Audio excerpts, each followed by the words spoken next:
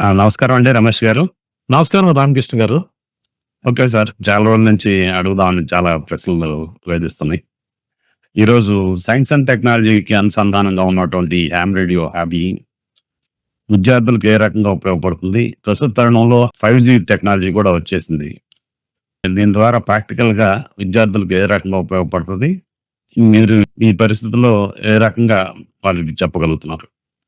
Motivate చేయగలుగుతున్నారు? నమస్కారం రామకృష్ణ గారు. చాలా మంచి క్వెషన్ వేశారు. టెక్నాలజీ మారుతున్నప్పటికీ కూడా ham radio operators, spark gap transmitter దగ్గర నుండి మొదలుపెట్టిన హామ్ రేడియో ఆపరేటర్స్ ఈ రోజున పెరుగుతున్న టెక్నాలజీకి అనుకూలంగా తాము కూడా అప్‌గ్రేడ్ అవుతున్నారు. ఒకప్పుడు యాంప్లిట్యూడ్ మాడ్యులేషన్, మోర్స్ కోడ్‌తో సరిపెట్టుకున్న హామ్ ఆపరేటర్స్ ఈ రోజున సింగిల్ సైడ్ బ్యాండ్, తర్వాత ఈ డిజిటల్ కమ్యూనికేషన్‌లోకి ఎంటర్ అయ్యి శాటిలైట్ కమ్యూనికేషన్ ద్వారా తమ ప్రసారాలను ప్రపంచవ్యాప్తంగా మాట్లాడగలుగుతున్నారు. 24 గంటలు ఐనోస్ఫియర్‌కి సంబంధం లేకుండా డైరెక్ట్‌గా శాటిలైట్‌గా పంపించి జియో స్టేషనరీ శాటిలైట్ 33,000 కిలోమీటర్ల పైన ఉన్న శాటిలైట్‌కి లింక్ చేసుకొని తమ కమ్యూనికేషన్స్‌ను విదేశాలకు విస్తరింపజేస్తున్నారు. సో, కాబట్టి 5G టెక్నాలజీ ఏ రకమైన టెక్నాలజీ ఉన్నా ఈ రోజున ఉన్న అన్ని టెక్నాలజీలు ఏంటంటే ఒక్క ప్రకృతి వైపరీత్యం అంటే సైక్లోన్ కానీ, భూకంపాలు గానీ, వరదలు గానీ వచ్చినట్లయితే డిస్టర్బ్ అవ్వటం మనం చూసాం. కాబట్టి ఒక ఆల్టర్‌నేటివ్ కమ్యూనికేషన్‌గా ఈ హామ్ రేడియోకి ఉండే విలువ ఎప్పుడూ ప్రపంచవ్యాప్తంగా ఉంటుంది. ఓకే. రమేష్ గారు చాలా సంతోషం. ఇది ఎప్పుడు డిజాస్టర్స్ అప్పుడు గూడా ఉపయోగపడుతుంది. అది అందరికీ విదితమే. అయితే చాలా రోజుల క్రితం నుంచి ఈ డిజిటల్ ఎరా స్టార్ట్ అయిన దగ్గర నుంచి ఈ కమ్యూనికేషన్స్‌లో చాలా మార్పులొచ్చినియి. ప్రస్తుత తరుణంలో 5G అనుకుందాం. అట్లాగే దానికి ముందు గూడా చాలా డిజిటల్ ఎరాలో చాలా మార్పులొచ్చేస్తున్నాయి. ఈ తరుణంలో విద్యార్థులకి ప్రాక్టికల్‌గా ఈ హామ్ రేడియో లైసెన్స్ ద్వారా ఎటువంటి లబ్ధి ఉంటుంది? ఏ రకంగా వాళ్ళు మోటివేట్ చేసి ఈ హామ్ రేడియోని తీసుకునేందుకు అవకాశాలున్నాయి? చాలా చక్కటి క్వెషన్ వేశారు రామకృష్ణ గారు. ఈ రోజున మన విద్యా విధానం ఎలా ఉంటుందంటే, ఇప్పుడు ఒక ఇంజినీరింగ్ స్టూడెంటు వాళ్ళు యూనివర్సిటీ నుంచి బయటకొచ్చేటప్పటికి వాళ్ళు థియరిటికల్‌గా చాలా స్ట్రాంగ్‌గా ఉంటున్నారు. కానీ ప్రాక్టికల్‌గా ఎట్లా ఉంటుందంటే, ఒక రేడియో సర్క్యూట్‌లో ఉండే ఎలిమినేటర్‌ని కూడా బాగు చేయలేని పరిస్థితిలో ఉంటున్నారు. ఇంకా చెప్పాలి అంటే సర్ప్రైజింగ్ మనకి ఇది అతియోశక్తిలాగా అనిపిస్తుంది.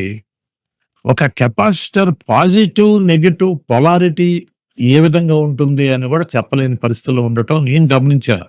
అయితే ఈ హామ్ రేడియో థియరిటికల్ నాలెడ్జ్ ఉన్న వాళ్ళకి ఈ హామ్ రేడియో ప్రాక్టికల్‌గా కూడా ఎంతో ఉపయోగపడుతుంది.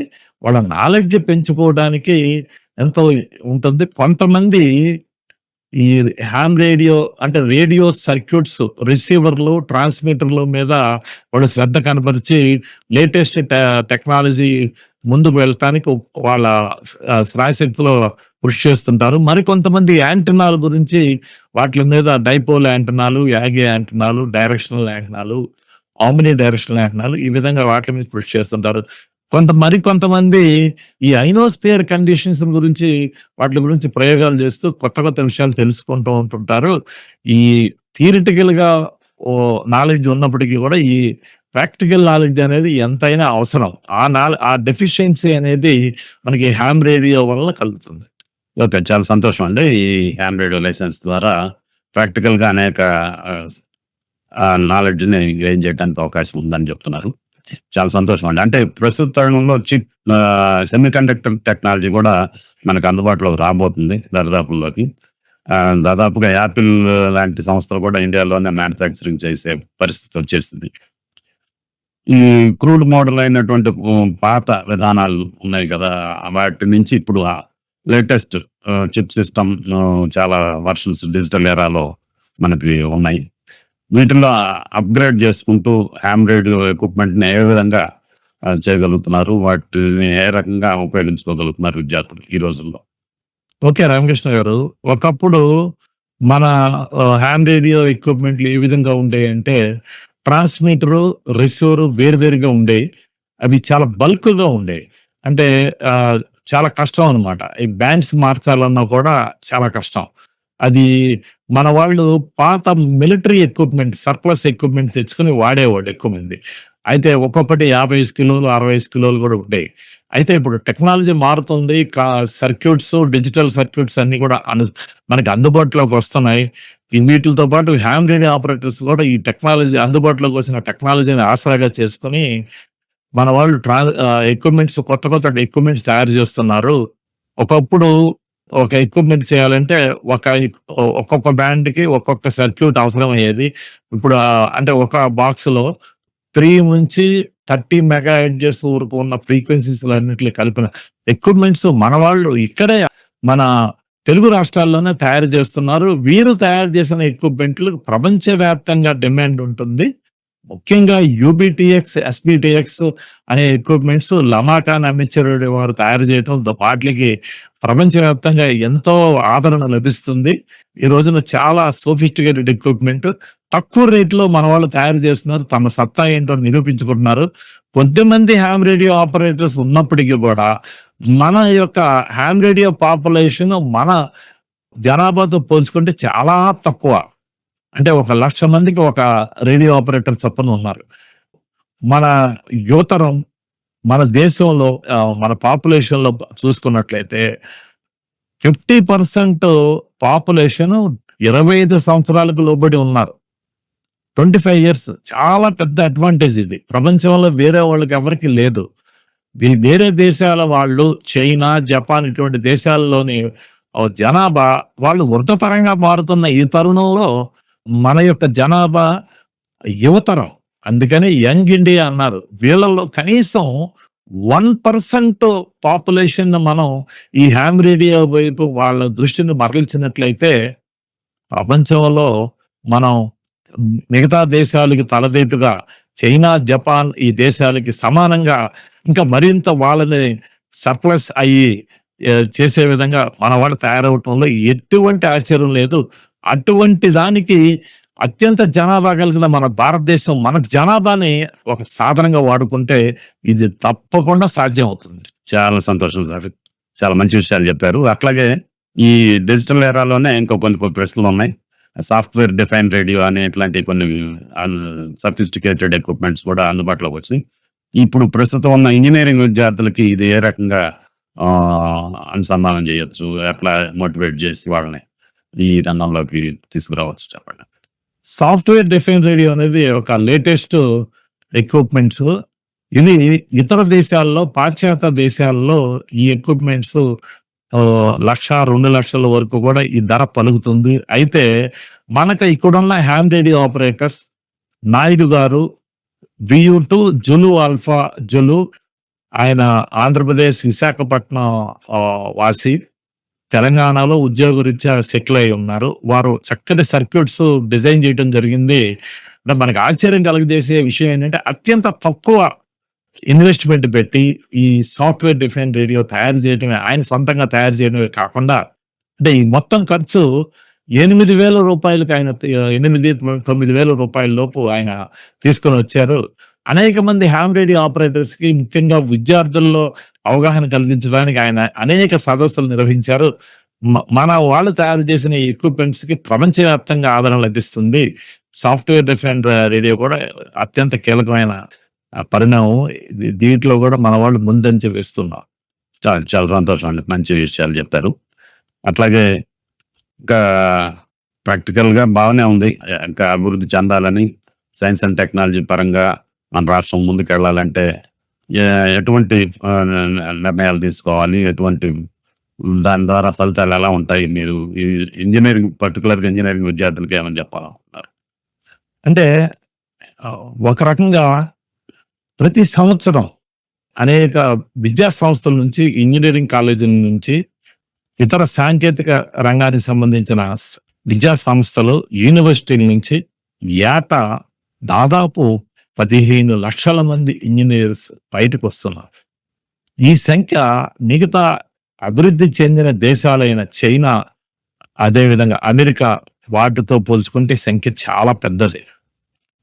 వీళ్ళల్లో మనం కొంతమందినైనా కొంత పర్సంటేజ్, ఈవెన్ 1% ఎక్కువ ఎక్స్పెక్ట్ చేయట్లేదు. 1% మొబిలిటీ వాళ్ళని ఎంకరేజ్ చేసి హ్యామ్ రేడియో ఆపరేట్ చేసినప్పటికీ కూడా చాలా పెద్ద ఎత్తున మార్పు వస్తుంది. ఎందుకంటే విద్యార్థులు మరి వారిని ఉపయోగించుకున్నట్లయితే వారి యొక్క సేవలు దేశానికి అత్యంత కీలకమైన ప్రకృతి వైపరీత్యాలు ఏర్పడి వరదలు, భూకంపాలు మొదలగు వైపరీత్యాలు ఏర్పడి కమ్యూనికేషన్ వ్యవస్థ కుప్పకూలిపోయినప్పుడు వారి సేవలు ఎంతో ఉపయోగపడతాయి. దీన్ని దృష్టిలో పెట్టుకునే ఇతర దేశాల్లో సమర్థవంతంగా వారి యొక్క యువతను హ్యామ్ రేడియో వ్యవస్థలో అనేక రకాలుగా ప్రోత్సహిస్తున్నారు. మన ఇంజనీరింగ్ కాలేజెస్లో కూడా ఇప్పుడిప్పుడే, ముఖ్యంగా చెప్పాలంటే విష్ణు ఇంజనీరింగ్ కాలేజీ అటువంటి స్టెప్ తీసుకొని 4th ఇయర్‌లో ఫస్ట్ సెమిస్టర్‌లో భాగంగా హ్యామ్ రేడియోని మ్యాండేటరీ చేశారు. అదే బాటలో కొంతమంది కొన్ని ఇంజనీరింగ్ కాలేజెస్‌లో నడవటానికి ఆలోచిస్తున్నట్లుగా తెలుస్తుంది. అదే జరిగితే ఈ యొక్క హ్యామ్ రేడియోలో వచ్చిన మార్పులు దేశంలోనే ఎలక్ట్రానిక్స్ రంగంలోనే మార్పులకు కారణమవుతుంది. ఏ దేశంలో అయితే హ్యామ్ రేడియో ఆపరేటర్ల సంఖ్య ఎక్కువ ఉంటుందో ఆ దేశం తప్పకుండా ఎలక్ట్రానిక్స్ రంగంలో అభివృద్ధి చెందుతుంది. దానికి ప్రత్యక్ష సాక్షి జపాన్. ఈ రోజున అక్కడ ఉన్న అత్యధిక సంఖ్యలో ఉన్న హ్యామ్ రేడియో ఆపరేటర్స్ ఎలక్ట్రానిక్స్ రంగం ముందంజలో వేయటానికి వాళ్ళు కారణమయ్యారు. దీన్ని గమనించిన తర్వాతే చైనా కూడా అక్కడ ఉన్న పరిమితులన్నిటిని తొలగించి గత 30 సంవత్సరాలుగా హ్యామ్ రేడియో ఆపరేటర్స్‌ని, హ్యామ్ రేడియో ఎక్విప్‌మెంట్స్‌ని ప్రోత్సహించటం వల్ల వారు తయారు చేసిన ఎక్విప్‌మెంట్స్ బోఫంగ్ 888 ఇటువంటి ఎక్విప్‌మెంట్స్, అదే కాకుండా 2200 ఇటువంటి బోఫంగ్ ఎక్విప్‌మెంట్స్ రూ. 2000 ఒకప్పుడు 25-30 సంవత్సరాల క్రితం రూ. 25,000 పైగా ఉండే యాసివ్ ఎక్విప్‌మెంట్స్ వీటికి దీటుగా బోఫంగ్ ఎక్విప్‌మెంట్ డ్యూయల్ మోడ్ ట్రాన్స్‌సీవర్స్ అంటే విహెచ్ఎఫ్ అండ్ యూహెచ్ఎఫ్‌లో పనిచేసే ఎక్విప్‌మెంట్స్ కేవలం రూ. 2,000 మాత్రమే లభ్యమవుతున్నాయి. ఒకప్పుడు వీటి ధర 25,000, 30,000 ఉండి అత్యంత కష్టంగా ఉండేది. ఆ రోజుల్లో 1 ఎకరం దానికి మించి వీటి ఖర్చు అదనంగా ఉండేది. ఈ 25,000, 30,000 పెడితే 1 ఎకరం లభ్యమయ్యేది ప్రైమ్ లొకాలిటీ అమరావతి లాంటి ప్రాంతాల్లో. కానీ ఇప్పుడు అందుకు భిన్నంగా చైనా వాళ్ళ యొక్క ప్రోడక్ట్ వలన మన హ్యామ్ రేడియో ఆపరేటర్లు కూడా 2,000, 3,000 రూపాయల్లో ఎక్విప్‌మెంట్ సమకూర్చుకోగలుగుతున్నారు. మనం కూడా అదే విధంగా అదే బాటలో మనం వాళ్ళ సాధించిన పురోగతిని ఆదర్శంగా తీసుకొని యువతని, ముఖ్యంగా విద్యార్థులను ప్రోత్సహించినట్లయితే మన దేశం కూడా తప్పకుండా ముందంజ చేస్తుంది. అందులో ఎటువంటి సందేహం లేదు. థ్యాంక్ యూ రమేష్ గారు. ధన్యవాదాలు. చాలా విషయాలు మనకి అందుబాటులో మన విద్యార్థుల కోసం చెప్పారు. ఇంకా నూతనంగా వచ్చే విద్యార్థి దశ అంటే స్కూల్ దశలో ఉండే విద్యార్థులకి ఎలా ఉపయోగపడుతుంది? స్కూల్ దశలో అంటే ఇప్పుడు అమెరికా లాంటి దేశాల్లో కూడా, అమెరికా, జపాన్ ఇటువంటి దేశాల్లో స్కూల్ పిల్లల నుంచే చిన్న వయసులోనే ఈ హ్యామ్ రేడియో పట్ల అవగాహన కల్పించే ప్రయత్నాలు జరుగుతున్నాయి. అయితే అదేవిధంగా అమెరికాలో అయితే 5 సంవత్సరాల ఒక బాలుడు ఈ హ్యామ్ రేడియోకి సంబంధించిన మోర్స్ కోడ్ నేర్చుకుని ఎగ్జామినేషన్ రాసి పాస్ అవటం జరిగింది. అయితే మన దేశంలో ఇంకా అటువంటి పరిణామాలు ఏర్పడలేదు. ఇక్కడ ఉత్సాహవంతులైన వారికి కొదవ లేదు. అయినప్పటికీ మనకు ఉన్న పరిమితుల దృష్ట్యా అది సాధ్యపడట్లేదు. ఆ దశలోనే, విద్యార్థుల దశలోనే దీన్ని ప్రోత్సహించవలసిన అవసరం ఉంటుంది. ఇప్పుడిప్పుడే ఆ అవసరాన్ని గమనించిన ప్రభుత్వాలు ముందుకు చర్యలు తీసుకొని 9వ తరగతిలో ఇంగ్లీషు పాఠ్యాంశంలో ఒక భాగం చేశారని చెప్పి విన్నప్పుడు చాలా సంతోషం కలిగింది. అదేవిధంగా ఇంజనీరింగ్ కాలేజెస్‌లో కూడా మ్యాండేటరీ చేసినట్లయితే ఈ యొక్క హ్యామ్ రేడియో ఎగ్జామ్‌ని, హ్యామ్ రేడియో లైసెన్స్‌ని అది వారికి వ్యక్తిగతంగా ఉపయోగపడటమే కాకుండా దేశానికి కూడా ఉపయోగపడుతుంది. మన దేశం శాస్త్ర సాంకేతిక రంగాల్లో ముందంజ వేస్తుంది. ఓకే. రమేష్ గారు, చాలా సంతోషం ఉంది. ఈ రోజుల్లో ఎగ్జామ్ కూడా చాలా సరళతరం చేశారని చెప్పి విన్నాము. ఎగ్జామ్ మన రాష్ట్రంలో ఎక్కడెక్కడ జరుగుతాయి, ఎలా ఎలా ఇప్పుడున్న పరిస్థితుల్లో ఎగ్జామ్స్ని ఎలా కండక్ట్ చేస్తున్నారు, ఎవరు కండక్ట్ చేస్తున్నారు చెప్పండి. అవునండి. ఇప్పుడు అనేక మార్పులు వచ్చినాయి. ఒకప్పుడు హ్యాండ్ రీడింగ్ ఎగ్జామ్ రాయటానికి ఆహ్, చాలా నెలలు, సంవత్సరాలు కూడా సందర్భాలు అది వేచి ఉండవలసిన పరిస్థితి ఉండేది. ఇప్పుడు మనకి దేశవ్యాప్తంగా దాదాపు 25, 26 సెంటర్స్ ఈ వైర్‌లెస్ మానిటరింగ్ స్టేషన్స్ ఉన్నాయి. మన ఆంధ్రప్రదేశ్‌లో విశాఖపట్నంలో మానిటరింగ్ స్టేషన్ ఉంది. అదేవిధంగా విజయవాడలో మానిటరింగ్ స్టేషన్ ఉంది.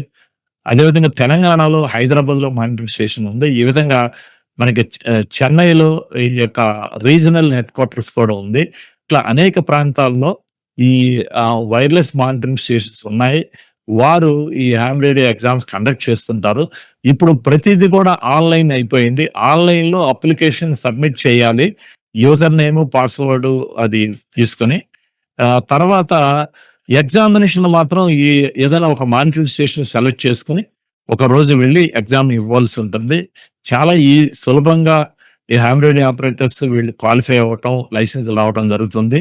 అందుకు కావలసిన ట్రైనింగ్ కూడా శిక్షణ కూడా మేము ఇస్తున్నాము. ఒక నెల రోజుల పాటు రోజు గంట సేపు ఈ ఆన్‌లైన్‌లో హ్యామ్ రేడియో నేర్చుకున్నట్లయితే ఎవరైనా సరే ఈ ham radio top class general grade examination pass అవ్వచ్చు. ఇందులో 2 గ్రేడ్స్ ఉంటాయి. General grade, restricted grade. General grade pass అయినట్లయితే ఈ హ్యామ్ రేడియోలో అన్ని రకాల ఫ్రీక్వెన్సీస్‌లోనూ ఎక్కువ పవర్ అంటే 400 వాట్ల వరకు పవర్‌తో హై ఫ్రీక్వెన్సీలో కమ్యూనికేషన్ చేసే అవకాశం ఉంటుంది. ఓకే. ధన్యవాదాలండి రమేష్ గారు. ఓకే. ఈ ఎగ్జామ్ పాస్ అయిన అనంతరం ఎంత కాలానికి వస్తుంది లైసెన్సు? ఎక్కడ అప్లై చేసుకోవాలి?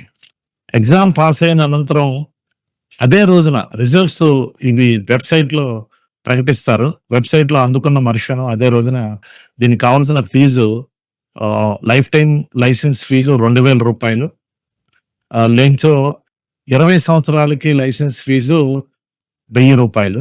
ఇది ఆన్‌లైన్‌లో పే చేసి కావాల్సిన documents Aadhaar card, address proof గాను, అదేవిధంగా మిగతా డాక్యుమెంట్స్ మనం పంపించినట్లయితే ఆన్‌లైన్ ద్వారానే లైసెన్స్ ఇవ్వబడుతుంది. మనం డౌన్‌లోడ్ చేసుకోవచ్చు.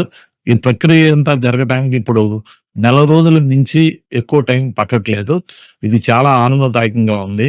మన దేశం కూడా కేంద్ర ప్రభుత్వం ఈ హ్యామ్ రేడియో పట్ల ఎక్కువ శ్రద్ధ కనపరిచి ఎక్కువ మంది హ్యామ్స్ తయారు చేయాలనే నిశ్చయంతో ఉన్నారు అని చెప్పి మనకి పరిణామాలు తెలియజేస్తున్నాయి.